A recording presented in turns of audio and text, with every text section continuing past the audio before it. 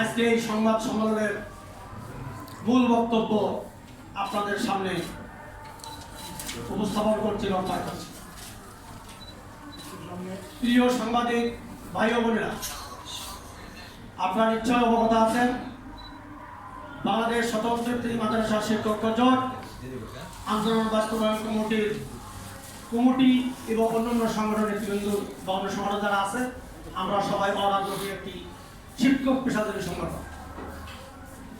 আমরা আমাদের সংগঠনের পক্ষ থেকে এই 42 বছরের অবহেলিত, নির্যাতিত, নিষ্পেষিত, বঞ্চিত প্রাথমিক স্তরে, বিশেষ করে আলিয়া মাদ্রাসা প্রাথমিক স্তর, এই স্বতন্ত্র একটি মাদ্রাসার শিক্ষকদের বেতন ভাতার দাবি দেওয়া সহ বিভিন্ন সমস্যার সমাধানের লক্ষ্যে আমরা এখানে যারা উপস্থিত আছি বিভিন্ন সংগঠনের নেতৃবৃন্দ এই অবৈধ শিক্ষকদের দাবি আদায়ের স্বার্থে এবং সরকারের কাছে আমাদের এই দাবি দেওয়াগুলো উপস্থাপন করে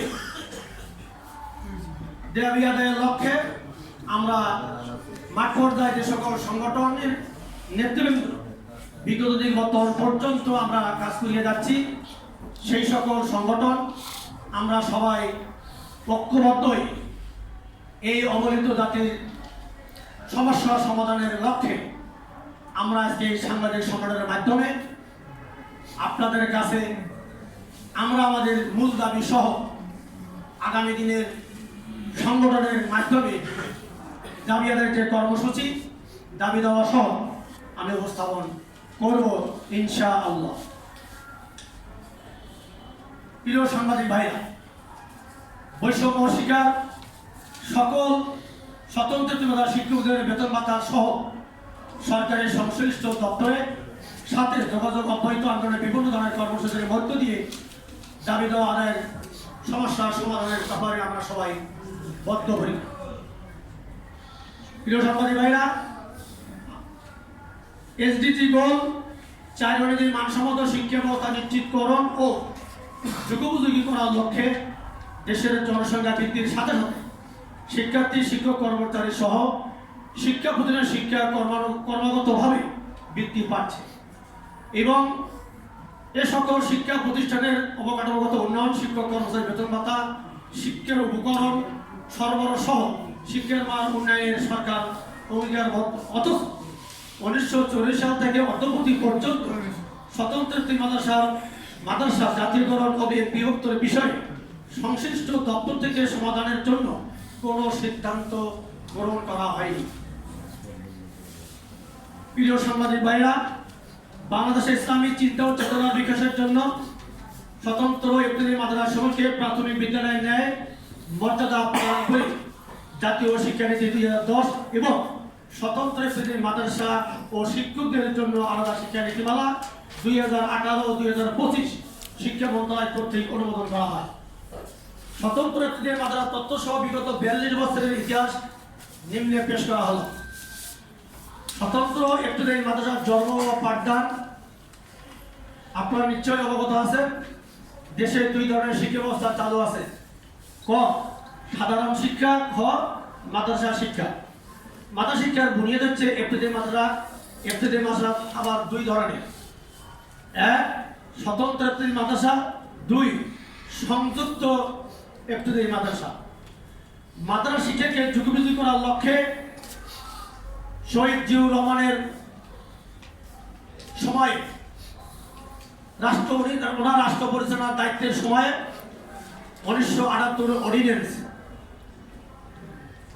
এর ধারা মোতাবেক স্বতন্ত্র মাদ্রাসা সমূহকে 1984 সনে বাংলাদেশ মাদ্রাসা শিক্ষা বোর্ড কর্তৃক রেজিস্ট্রেশন দেওয়া হয়।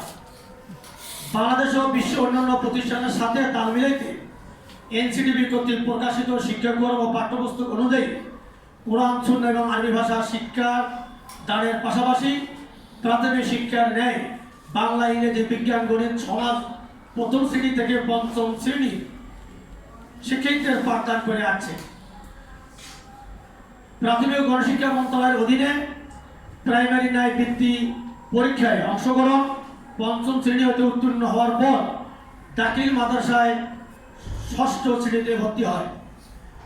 সাবেক তিনবারের প্রধানমন্ত্রী আবশ্যক নেত্রী বেগম খালেদা জিয়া 1994 সনে একই পরিবর্তনে প্রাইমারি ও স্বতন্ত্র মাদ্রাসা সমূহকে 500 টাকা ভাতা প্রদান করে। তৎসময়ে বৈষম্য শিকার হয়ে প্রায় 18,000 মাদ্রাসা মাত্র 1519টি মাদ্রাসা 500 টাকা বেতনের অন্তর্ভুক্ত করে। বাকি মাদ্রাসাগুলো অনুদান থেকে বঞ্চিত হয়। অথচ 2013 সালে 9 জানুয়ারি বিগত সরকারের সাবেক প্রধানমন্ত্রী 26,193টি বেসরকারি প্রাথমিক বিদ্যালয় জাতীয়করণ করেন। কিন্তু বড় দুঃখের বিষয়, স্বতন্ত্র ইবতেদায়ী মাদ্রাসা জাতীয়করণ তো দূরের কথা, একটি ইবতেদায়ী মাদ্রাসাকেও এমপিভুক্ত না করে বড় বৈষম্য করেছে। গত 18 আগস্ট 2024 এই তারিখে আন্দোলনরত স্বতন্ত্র মাদ্রাসা শিক্ষকদের আন্দোলনের পরিপ্রেক্ষিতে জাতীয় প্রেস ক্লাব থেকে মাননীয় প্রধান উপদেষ্টা বরাবর জাতীয়করণ সহ 6 দফা দাবিতে স্মারকলিপি প্রদান করা হয়। স্মারকলিপির প্রেক্ষিতে মাননীয় প্রধান উপদেষ্টার কার্যালয় থেকে জাতীয়করণ সহ 6 দফা দাবি বাস্তবায়নের লক্ষ্যে শিক্ষা মন্ত্রণালয়কে প্রেরণ করে, যার স্মারক নং 03.570.269.000.32.102 তারিখ 18/9/2024। পরবর্তী জাতীয়করণ নির্দেশনা বাস্তবায়ন না হয় গত 19 জানুয়ারি 2025 মানববন্ধন ও অবস্থান ধর্মঘট চলাকালীন অবস্থায় শিক্ষা মন্ত্রণালয়ের নির্দেশে সচিব মহোদয়ের প্রতিনিধি হিসেবে যুগ্ম সচিব SM মাহমুদুল হক গত 28 জানুয়ারি 2025 আন্দোলনরত শিক্ষকদের মাঝে উপস্থিত হয়ে নিম্নোক্ত 6 দফা দাবি 1 মাসের মধ্যে বাস্তবায়নের ঘোষণা দেন। সেই ঘোষণা বাস্তবায়ন না হয় গত 14 সেপ্টেম্বর 2025 জাতীয় প্রেস ক্লাবে চলমান অবস্থান ধর্মঘট আন্দোলনের শিক্ষকদের মাঝে উপস্থিত মাদ্রাসা শিক্ষা বিভাগের যুগ্ম সচিব ও উপসচিব উভয় উপস্থিত উপরোক্ত সিদ্ধান্ত আবারও 1 মাসের মধ্যে বাস্তবায়নের ঘোষণা দেন। দুঃখের বিষয়, সেই ঘোষণাপত্র বাস্তবায়ন করা হয়নি। সাংবাদিক বন্ধুগণ, গত 13 অক্টোবর থেকে 2 নভেম্বর 2025 পর্যন্ত অনুদানভুক্ত অনুদানবিহীন মাদ্রাসা শিক্ষকদের প্রাইমারি ন্যায় জাতীয়করণের দাবি নিয়ে আন্দোলন করি। এর প্রেক্ষিতে 3 নভেম্বর প্রধান উপদেষ্টা মহোদয় অনুদানভুক্ত স্বতন্ত্র মাদ্রাসা এমপিভুক্তকরণের জন্য শিক্ষা মন্ত্রণালয়কে আদেশ দেন, যা অদ্যাবধি বাস্তবায়ন হয়নি। গত 12 ফেব্রুয়ারি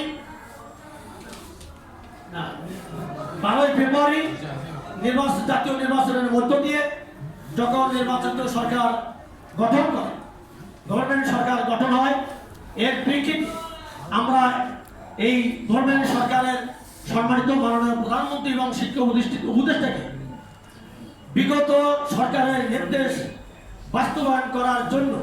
বাস্তবায়নের লক্ষ্যে অবৈধ করার জন্য গত 18 মার্চ 2026 জাতীয় প্রেস ক্লাবের সামনে মানববন্ধন করে বর্তমান সরকারের মাননীয় প্রধানমন্ত্রী শিক্ষামন্ত্রী বরাবর স্মারকলিপি প্রদান করি।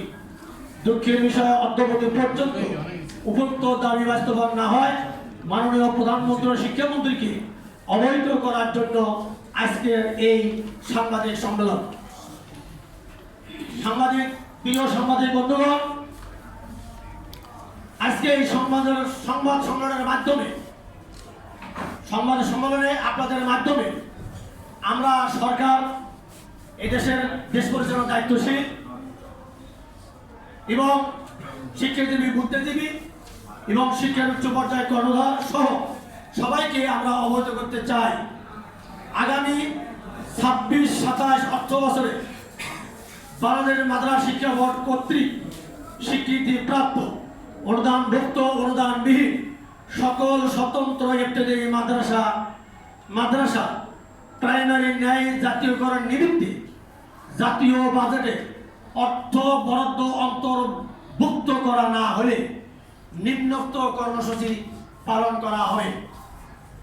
নিম্নে কর্মসূচি: আগামী 15 জুন 2026 এই জাতীয় প্রেস ক্লাবের সামনে অবস্থান ধর্মঘট সহ দাবি হওয়ার পূর্ববর্তী পর্যন্ত বিভিন্ন ধরনের কর্মসূচি পালন করা হবে। সম্মানিত সাংবাদিক ভাইরা, আমাদের শিক্ষকদের দাবি দেওয়া সহ এবং শতদিন শিক্ষক নেতৃবৃন্দদের প্ল্যান পরিকল্পনা চিন্তা চেতনা এবং দাবি সরকারকে অবগত সহ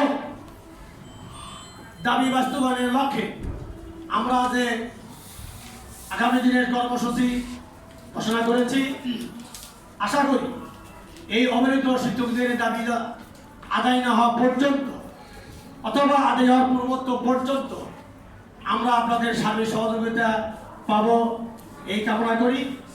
আর আজকে আপনারা যারা আমাদের এই অবহেলিত শিক্ষকদের এই সামাজিক সম্মেলন প্রচার করার জন্য এই আজকের যে আবহাওয়া